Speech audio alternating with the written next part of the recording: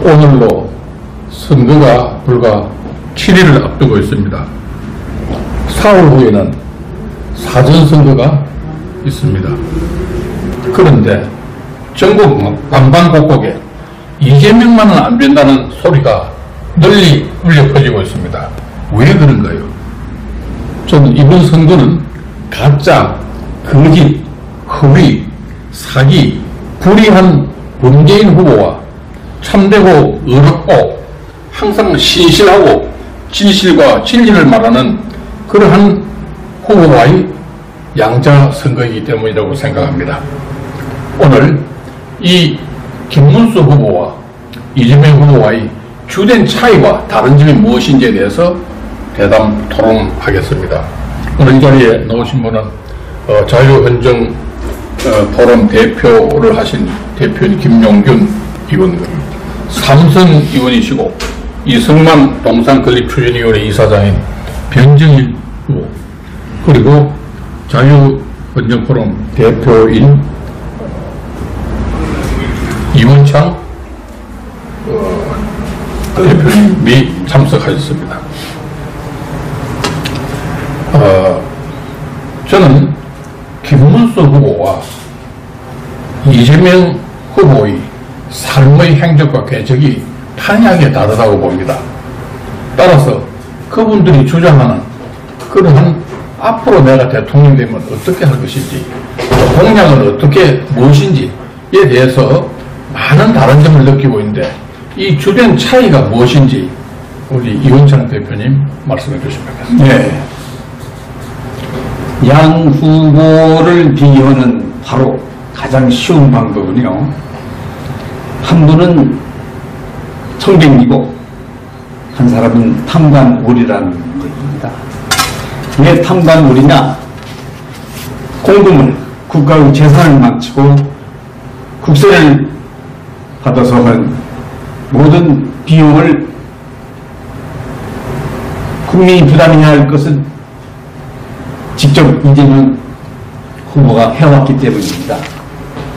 그래서 바로 말해서 이재명 가정사는 경기지사나 성남시장을 볼 때 법인카드를 갖고 가정을 꾸려왔고, 김문수 후보는 오히려 자기의 것을 이웃을 위해서 사용하고 자기한테 오는 모든 것은 받지를 않았다는, 자기 것이 아닌 것은 사용하지 않았다는 데서 근명하게 우리가 볼 수가 있겠습니다.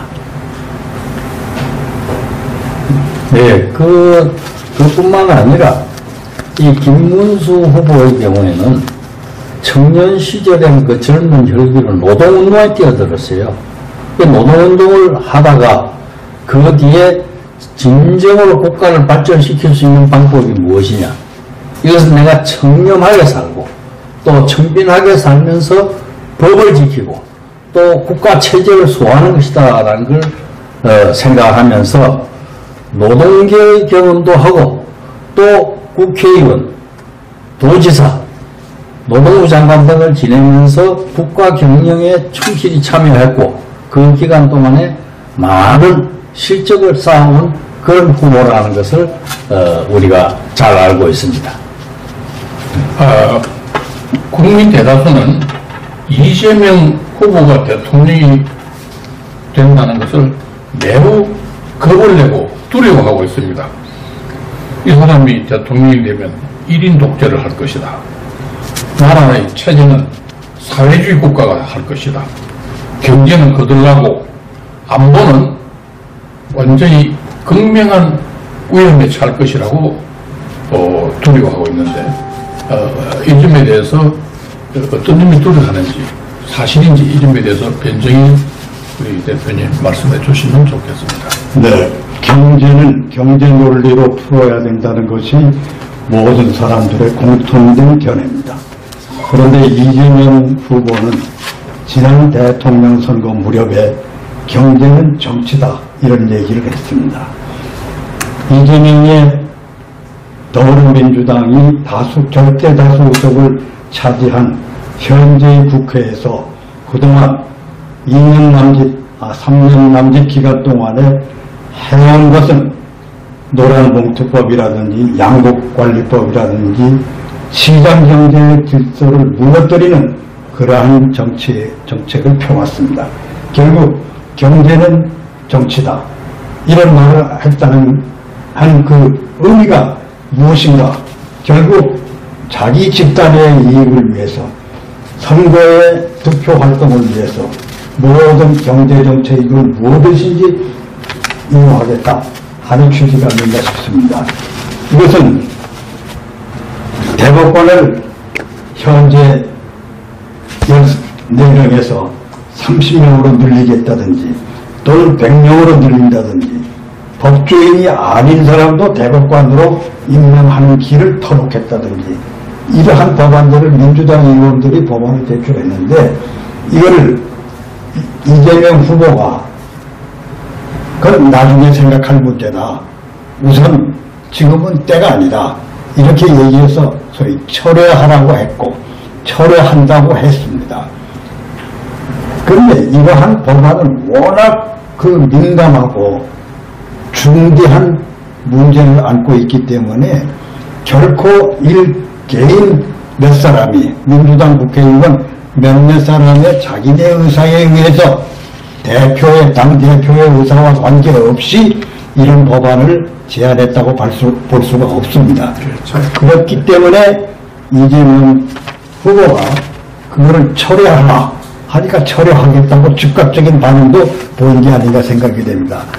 앞으로 모든 경제정책이든 무언가는 마치 이재명이가 대통령이 되면 우리나라 경제가 활성화되고 서민경제가 살아날 것처럼 많은 기대를 하는 사람들이 있는 것 같습니다만은 거꾸로 서민경제는 무너지고 빈부의 격차는 커지고 나라 경제는 아주 어려운 시기가 될 겁니다. 왜냐? 이재명의 머릿속에는 경제는 정치다 하는 생각이 들어있기 때문입니다. 이 점에 대해서는 좀 더 상세하게 앞으로 질문을 드리겠습니다만 먼저 우리 김영준 대표님, 이재명이가 방금 우리 변 대표님 말씀한 대로 민주당은 대법관을 심지어는 100명으로 하고 무엇보다 대법관을 민간인으로 하는 입법을 제안했는데 그것도 판사를 역임하고 법무부 장관을 역임한 의원이 그런 법안을 낸 것은 참으로 예사롭지 않다고 생각하는데 이 궁극적인 목표가 뭔지 말씀 좀 해주십시오. 결국은 그 법관 자격이 없는 사람을 법관으로 임명하겠다고 하는 것은 인민재판을 하겠다 그런 얘기입니다. 여러분이 이 인민재판이 얼마나 무서운 것인지 잘 모르실 겁니다만 저는 6.25 때 인민재판의 현장을 본 사람입니다. 그 당시 참 저희 선친이 국회의원을 하고 계셨는데 부산 임시수도로 가신 이후에 어머니와 큰형님이 공산당에 체포가 되었어요. 체포가 된 이후에 9.28 수복으로 인민군이 쫓겨가면서 합천 그 대병면 내무소에서 이 반동분자의 부인, 반동분자의 큰아들 바로 사형을 시키는 것이 어떻습니까? 하고 인민재판을 하니까 전부 조소 이렇게 됐어요. 그래서 보도연맹도 겁났죠. 그렇죠. 그냥 차고. 예. 그래서 바로 그 소위 인민위원들이 그런 결정을 해가지고 그 법관장이 전혀 법률 모르는 자들이에요. 이런 자들이 그 사람을 사형시키는 걸 결정을 했는데 그때 극적인 어떤 상황이 벌어져서 살아난 일이 있습니다. 그래서 제가 이 인민재판이 얼마나 무섭고 맹목적이고 또 치명적인 것인지를 알기 때문에 이러한 시도는 국가를 완전히 망치고 국민을 완전히 지옥으로 집어넣는 그러한 시도다 하는 생각을 하고 있습니다. 알겠습니다. 이건창 대표님, 그 자유민주주의 국가에서 그 재판관, 판사가 되는 자격은 굉장히 엄격하게 규정하고 있는 걸로 알고 있습니다. 로스쿨을 나오고 연수를 하고 그리고 평생 법을 한 법의 밝은 분이 대법관을 하고 하는데 이 자유민주주의 국가에서 민간인을 대법관 한 예가 있는지 아니면 이것은 공산국가에서 하는 것인지 이게 도대체 왜 어떤 나라에서 하는 것인가? 그것은 분명할 것 같습니다. 법조문을 모르는 사람, 법조문에 없는 재판을 하기 위한 바로 그 김영진 대표가 얘기했던 바로 인민재판이 바로 그겁니다. 법을 몰라야 마음대로 판결을 내릴 수 있거든요. 법조문에 따라서는 그런 판결을 내릴 수 없었을 때 하는 재판이 인민재판 아닙니까? 그래서 지금 이러한 것이 운을 띄우고 집권 후에는 당장 그 실현시키는 이러한 민간인으로 법을 연구하지 않은 사람, 막 시키는 대로만 모든 일을 해낼 수 있는 사람을 대법원을 시켜서 자기들 입맛에 맞는 독재 정치를 하겠다는 그런 서망이다. 저는 그렇게 보고 있습니다.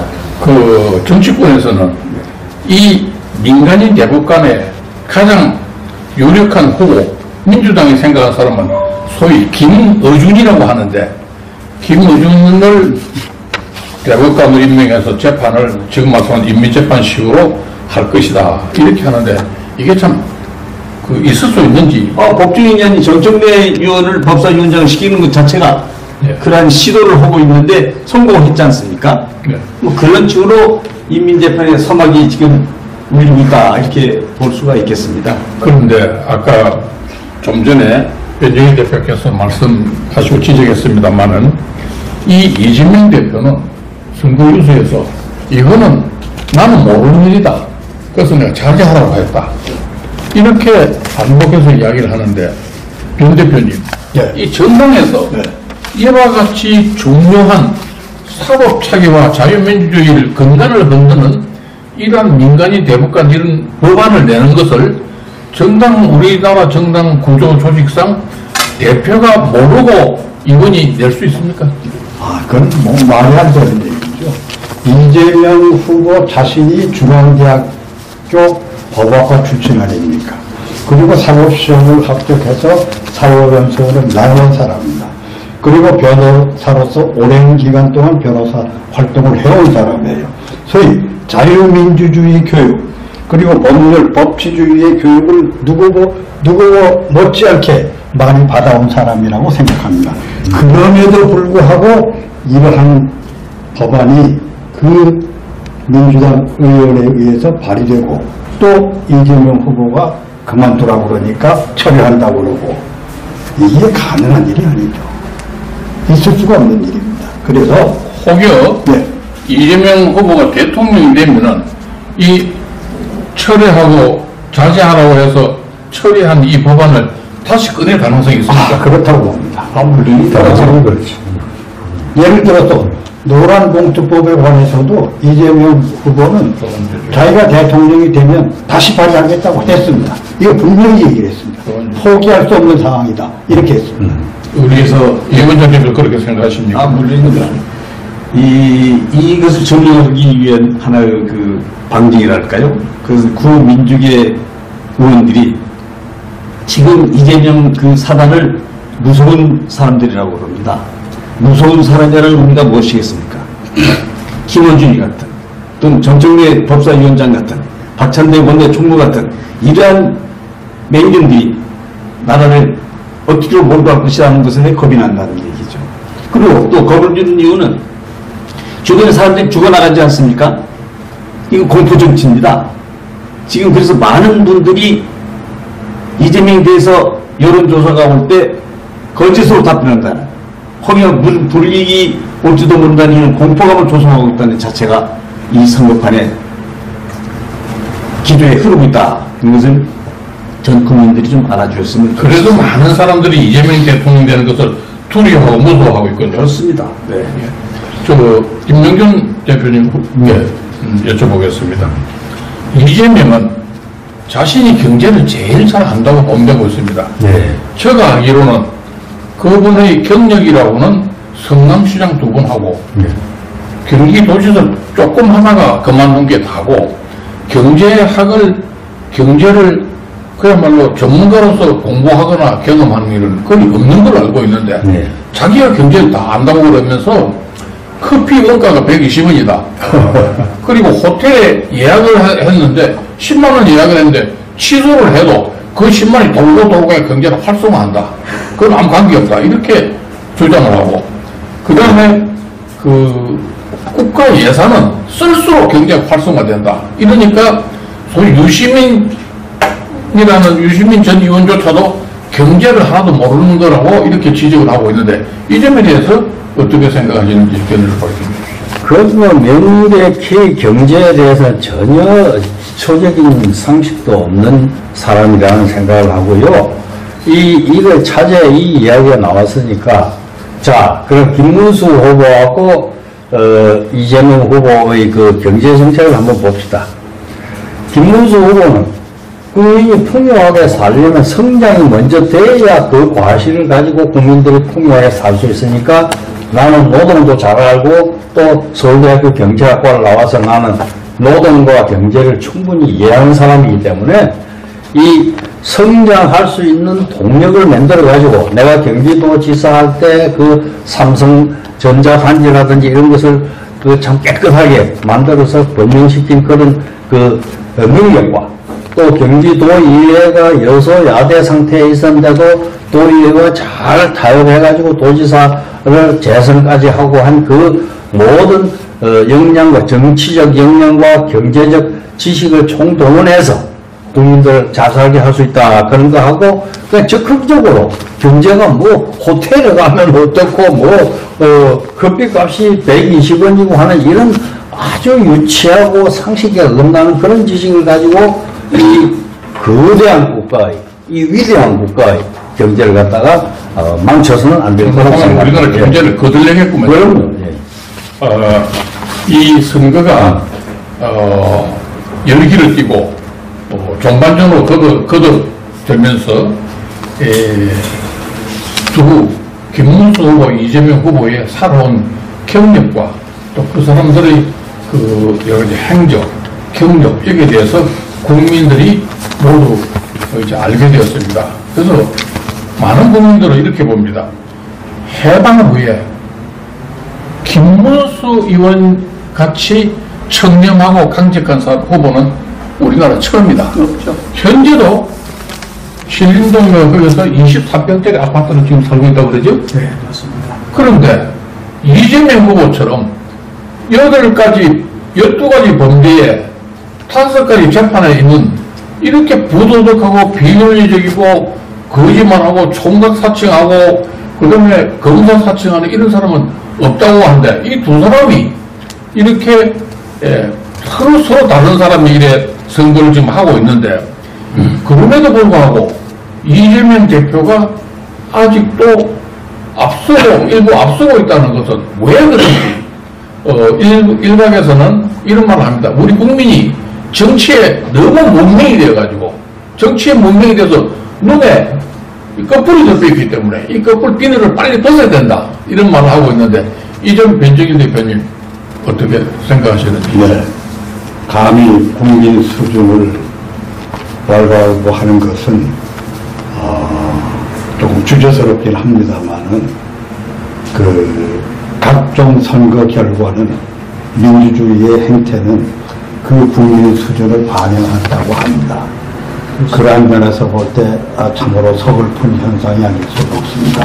그러나 이번 선거 과정을 통해서, 그리고 지난 몇 년간의 그 정치 과정을 통해서 대한민국에서 대통령 선거가 얼마나 중요한 것인가, 나와 아무 상관이 없는 남이 대통령이 되고 안 되고 하는 것이 아니라 바로 나의 대통령이다, 나를 위한 대통령이다, 나를 해칠 수 있는 대통령이다 하는 인식이, 대통령에 관한 인식이 많이 달라졌다고 생각이 됩니다. 따라서 나타나고 있지 않지만 아까 이원창 의원께서 지적하셨던 것처럼 어떤 국민들이 이재명에 대한 어떤 두려움, 공포감 때문에 사실대로 말을 안 해서 그렇지 이번 선거에 의해서 민심이 폭발할 것이라고 저는 믿고 그 말씀 기대하고 있습니다. 예, 좋은 말씀 잘 들었습니다. 그 말씀 들으니까 한 말씀, 이 말씀 안 드릴 수가 없는데, 이 여론조사에 아주 전문가들이 이렇게 이야기하고 있습니다.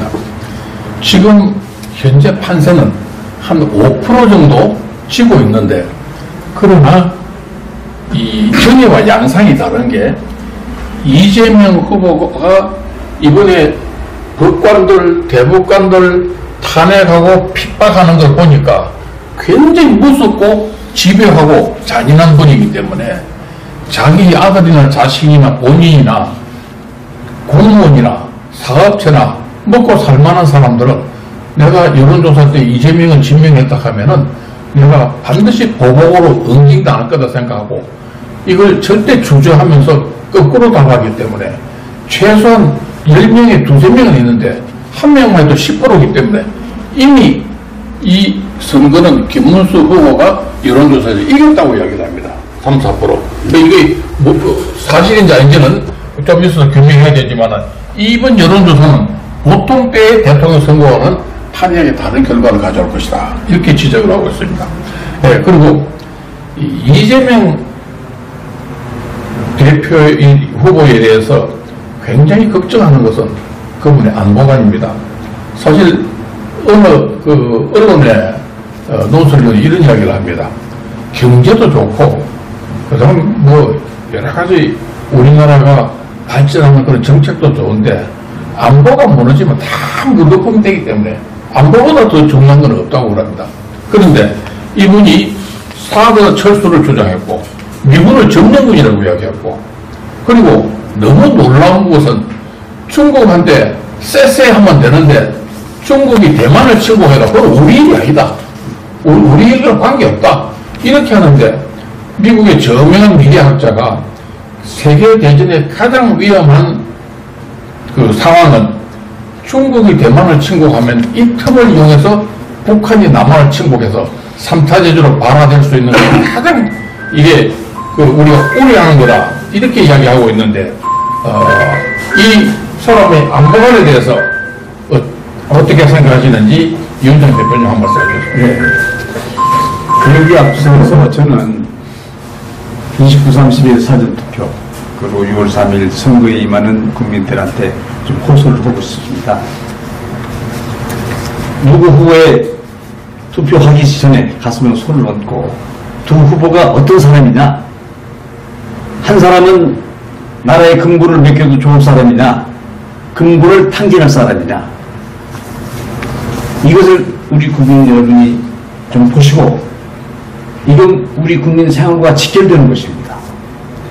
내가 낸 세금을 탕진하는 후보와 또는 거기에 더 도움을 주고자 하는 후보와의 큰 차이가 있을 것이다. 그래서 국민들이 우선 당장 국민들 생활과 직결되는 것만큼 어떤 후보를 타격치냐를 신중 있게 고려해 주시고 이재명 대표는 금고에 있는 돈을 꺼내서 자기들끼리만 쓰자는 사람이고 돈을 벌어서 금고에 넣겠다는 후보와 어떤 후보가 이 어려운 대한민국을 이끌어갈 사람인지 그것을 좀 잘 판단하시고 심사숙고하셔서 투표에 임해주시기를 바라는 마음입니다.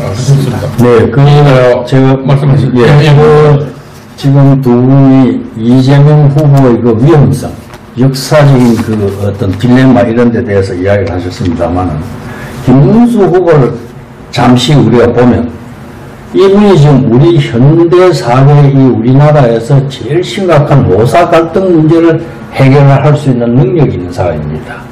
그다음 또 하나는 여소야대 전국을 타개해온 경기도 이영화 도지사 간의 그 모든 문제를 다 극복하고 또 정상적인 그 행정을 해왔던 그런 사람일 뿐만 아니라 집안에서부터 영원한 갈등, 지역 갈등까지도 해결할 수 있는 부인이 순천여고 나온 분이라고 그랬죠. 이 김문수는 신라 왕각 그 신라 경주김씨 출신입니다. 부친이 신라 왕당의 능참봉까지 하신 분인데 이분은 결국 태종무열왕의 후예고 그리고 이 태종무열왕의 딸인 그 요석공주의 후예가 바로 설완영씨입니다. 그래서 이 두 분 다 아주 영원한 화합과 그 역사적인 그 배경을 가진 훌륭한 가정을 이룩하고 있는 그런 사람들이기 때문에 국민들의 존경을 받고 또 이 나라가 품격 있게 나아갈 수 있는 그러한 능력을 갖춘 후보가 김문수다 하는 것을 제가 말씀을 드립니다. 좀 무슨 고맙습니다. 어쨌든 우리 헌정사에서 이런 후보는 없다는 것이 국민 대다수의 인식입니다. 네, 국민들이 공감합니다. 예. 근데 참으로 여러분 아시다시피 우리나라의 가장 고질疾병은 민노총무 대표는 노조의 그러한 파업이라든지 이 노조의 임금 투쟁이 우리 경제 성장에 큰 걸림돌로 작용하고 있다고 우리 국민들 믿고 있습니다. 그래서 노조는 대선 선거가 되면은 어느 한쪽을 주로 민주당 쪽입니다만은 지지하는 그런 양태를 보여왔습니다. 그런데 이번에 이 민노총과 우리 한국노총이 양대 노총이 이번 선거에 우리는 손을 떼겠다. 우리는 누구도 지지하지 않겠다. 이렇게 선언을 한 거예요. 우리 헌정사가 없습니다. 왜냐? 누구보다 노동자, 근로자를 생각하고 근로자 복지를 생각해서 헌신하는 사람이 바로 김문수 후보고, 그 부인은 고등학교를 졸업하고 기업 공장에 들어가서 노조위원장 출신입니다. 그래서 자기는 학교를 안 가는 대신에 동생들을 전부 그 돈을 벌어서 대학을 시키고 그런 분인데, 이러한 분들한테 우리가 뭘 갖고 투쟁하느냐? 우리는 이번에 손 떼겠다. 이러한 종류에 없었던 일이 벌어지고 있습니다. 끝으로 이재명 후보는 본인이 국민들이 자기 신을 그렇게 생각하는 걸 잘 아는 것처럼 여러 번 힘주어서 보복 정치는 절대 하지 않겠다. 저는 보복 정치는 없습니다. 이렇게 이야기하면서도 단서를 하나 달고 있습니다. 우리나라의 내란 예비 업무 동조 공범들이 아직도 도처에 스치고 있는데, 이것은 어떤 일이 있더라도 두세 번에 걸쳐서라도 뿌리를 뽑겠다고 이야기를 합니다. 여러분, 이게 보복 정치죠? 예, 그래서 이분이 과연 보복을 하지 않을 것인지, 제가 기억은 2022년 대선 때 울산에서 이런 이야기를 했습니다. 보복을 하려면 공개적으로 하지 말고 조용히 숨어서 해야 된다고 이렇게 공언하는 등 은행이 불일치한 말을 앞뒤로 바꿔가면서 이야기했습니다. 과연 이분이 우선 보복 정치를 안 할 것인지 우선 위원장 대표님부터 말씀해 주시죠. 네, 저는 말씀해 주시죠.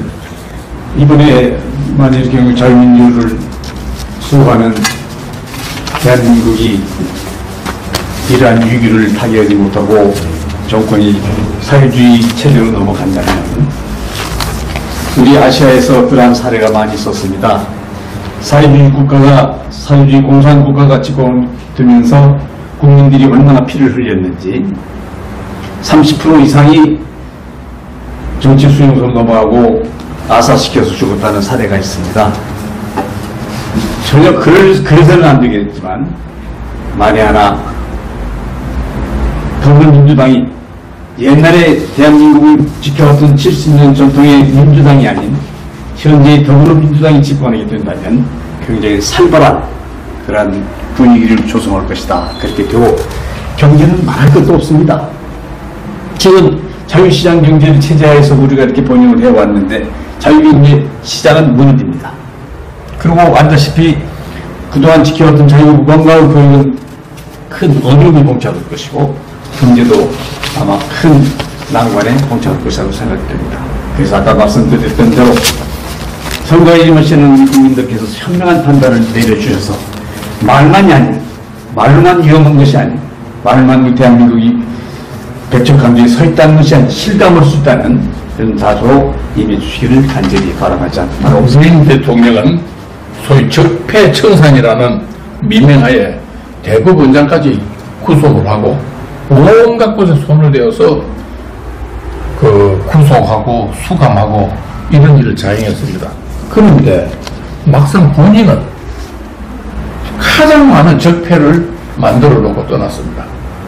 그런데 그 적폐청산에 이어서 이재명 대통령은 소위 내란 업무 공조 세력을 뿌리 뽑겠다고 하는데, 이거는 적폐청산을 능가하는 대보복전이 일어날 것이다, 이렇게 두려워하고 있는데, 이 점 우리 변정희 대표님 한 말씀 해주시죠. 네, 우선 뭐 간단한 예로 그 서울지검 검사장이 사표를 냈는데 그 사표를 냈다고 해서 모든 것이 책임이 면제되는 것이 아니라 정치적 목적을 가진 정치적인 의사를 가지고 벌였던 수사에 대해서는 끝까지 책임을 질 각오를 해야 된다. 책임을 묻겠다. 그렇게 했습니다. 이거는 뭐냐면은 이재명 후보는 결국 자기 마음에 들지 않는 행위를 한 공권력을 행사한 공직자에 대해서는 그리고 모든 국민에 대해서는 철저한 응징을 하겠다는 신호탄을 쏘아 올린 것이라고 봅니다. 우리 공감합니다. 네. 결국 이제 이재명 후보가 내란 무슨 척결을 운운하는데 이 내란이 도대체 어디서 나온 내란입니까? 맞습니다. 결국은 국무총리를 비롯한 국가 고위공무원 30명을 갖다가 이 탄핵을 해가지고 완전히 국가를 공중분해시키는 이게 다 내란 행위와 반란 행위 아닙니까? 그 내란 행위, 반란 행위에 대한 응징을 하는 것이 이번 선거라고 봅니다. 그리고 국민들이 이미 반국가 단체가 해가지고 해산시킨 정당의 소속을 갖다가 좌파 정당, 공산주의 사상을 가지고 있는 그 정당의 후보들 국회의원을 3명이나 지금 만들어준 것이 민주당 아닙니까? 그럼 어느 당이 반란 정당이며 어느 당이 내란 정당인가 하는 것을 국민들이 명백히 판단을 해서 무슨 내란 척결 사는 그 대단한 그러한 슬로건에 속아 넘어가서는 절대 안 되겠고 진짜 내란범이 누구냐 하는 것을 가려서 이번에 확실히 국민들이 선택을 해 주셔야 되겠습니다. 이제 선거일을 7일 앞두고 도대체 지금 그래도 선두를 달리는 이재명 후보는 도대체 어떤 사람인지, 이분이 대통령이 되면 어떤 일이 벌어질 것인지, 왜 국민들이 이분이 대통령이 되는 걸 두려워하고 무서워하는지에 대해서 오늘 아주 중요한 열띤 토론을 했습니다. 이것으로 오늘 토론을 마치겠습니다.